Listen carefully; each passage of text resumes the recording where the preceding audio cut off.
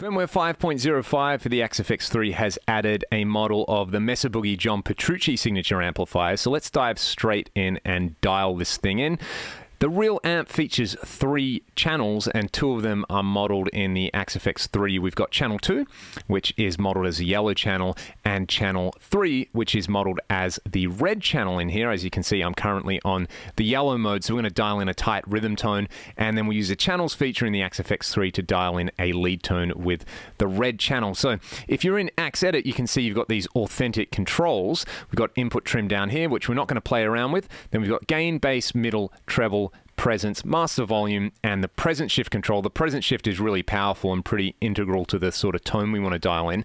But of course, Mark Series amplifiers feature a graphic EQ, which is modeled here in the output EQ section, a 5-band graphic EQ. So using John's personal settings that he's shared a bunch of times, or if you've watched any of my videos talking about the Mark Series amplifiers, essentially the bass, middle, and treble are pre-gain, so they're going to shape your gain, basically the feel of the amplifier, and then the output EQ is going to shape the overall tone and EQ. So my go-to settings with these are basically bass at 2, middle at 3. This is just a starting point, and I like the treble about 7 on most of the Mark Series amplifiers. Now the JP IIC, the pots have different tapers and it's voiced a little bit differently, but that's a pretty good starting point for me, and I do like to turn the gain up. We'll start at 7. We'll leave everything else where it is just so I can give you an example of what's going on. And for IRs, I'm using factory IRs. I've got a Mesa Boogie Impulse shot with a Shure SM7 IR, which I know John himself is pretty fond of, and also with a Royal 121. These are the York Audio Impulses, which are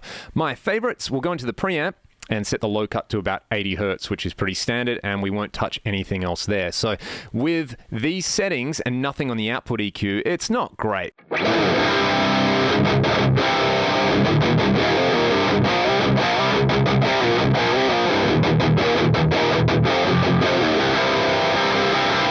So let's shape that tone. Let's go to the output EQ and let's boost 80 Hertz. Let's cut a bit of 240.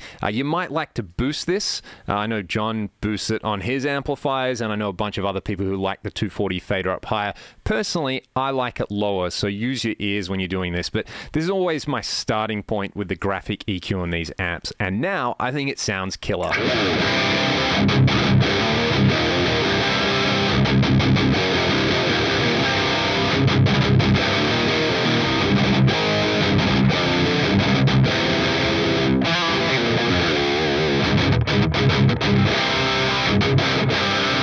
So that is a beautiful thing. Let's try the presence shift in there now. This is what the presence shift does.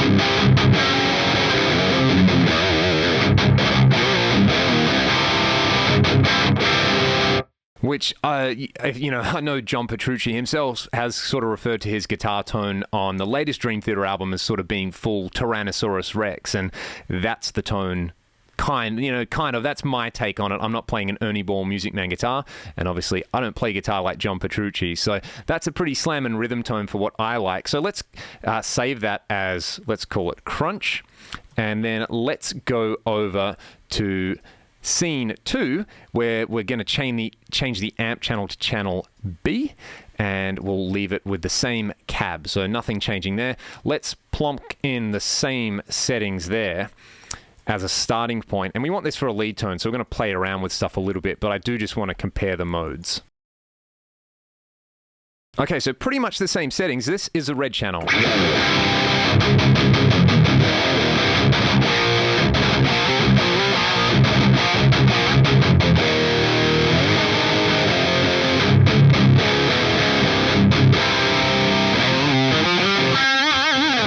So I want to go for a slightly smoother kind of lead sound. I'm going to turn the gain up, and I'm going to turn the treble down a little bit. This is going to shape the gain, remember, and maybe add a little bit more bass in there.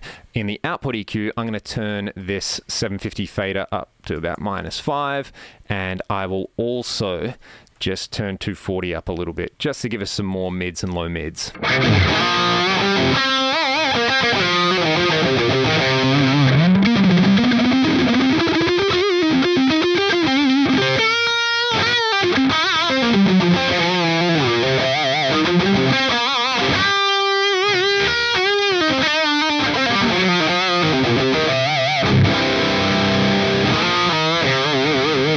And that's got that Mesa liquid lead thing going on straight away. One thing that if you want more kind of sizzle in there, that's pretty cool. If you go to the ideal settings, these amps have a shred switch, and you can emulate this by setting the high treble somewhere between 2 and 3 dB. Let's try 2 dB. This is what it does.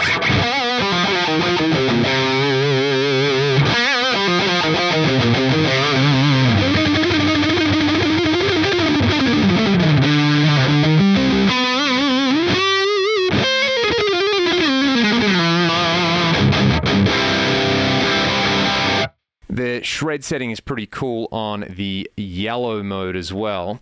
If I turn it up to about 2 dB, this is what it does.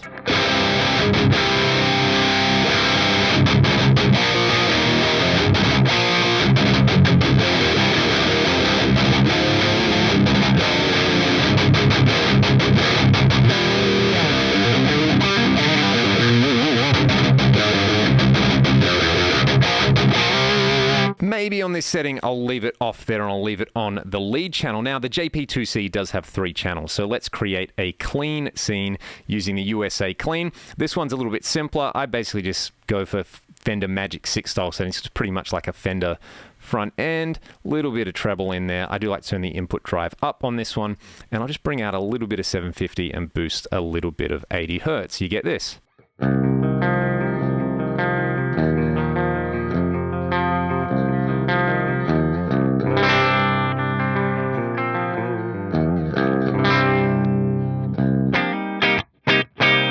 One thing we can add to clean sounds is a bit of output compression. Turn up to about 2 or 3.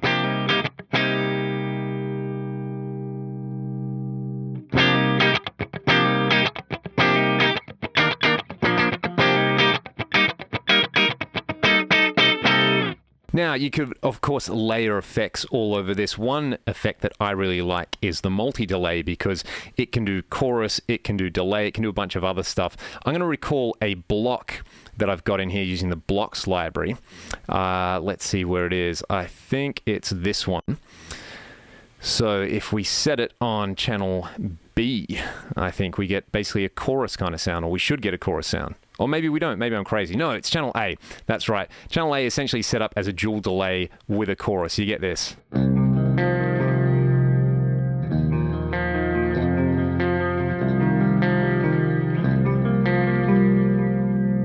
I love the way that works. It's amazing on lead sounds as well.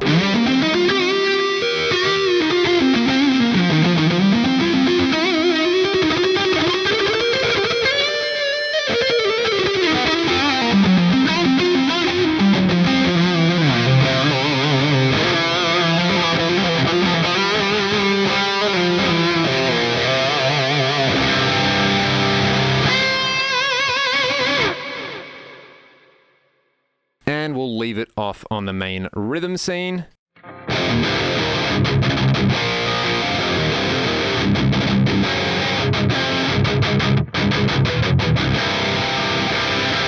It's got that really dry Mark series kind of thing that really makes you just want to be a better rhythm guitar player. So there we go. That's a slightly extended version of 5-minute tones using the Axe FX3 JP IIC. I will chuck this preset up on Axchange. Until next time, you guys stay excellent, and I hope you enjoyed the video. See you then.